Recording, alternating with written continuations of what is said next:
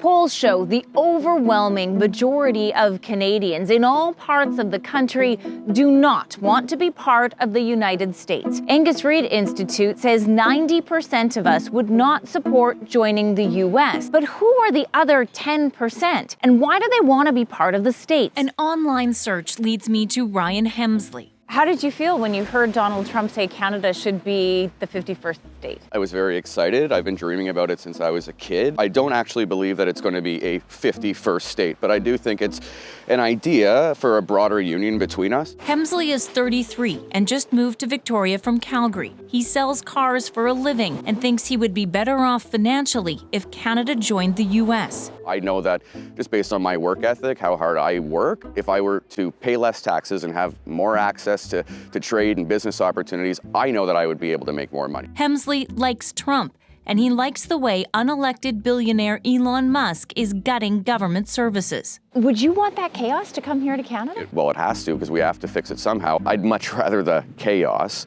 come here to quickly and efficiently deal with some of the issues Canada's facing. Angus Reid Institute found support for joining the U.S. was highest in Alberta and Saskatchewan. Yeah, there's a consistent group of the most alienated folks in the country that tend to center around these separatist movements and have for a number of generations now. Take those poll numbers with a grain of salt, says political science professor Jared Wesley. Most folks that have expressed this in polls to us have not really thought through the implications of it, and when tested on it, usually back away from those types of opinions.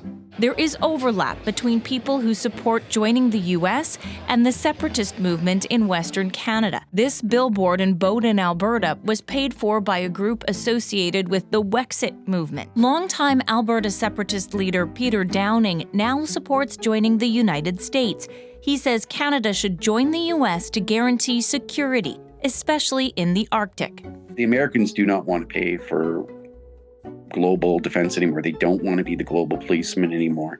And whether you like that or not, it's not up to us to decide. No mainstream political leader has come anywhere close to endorsing these views. We will never be the 51st state. It's never going to happen. I see no enthusiasm for that notion. But what we don't know is what could happen if the economy tanks, says Shachi Curl from the Angus Reid Institute.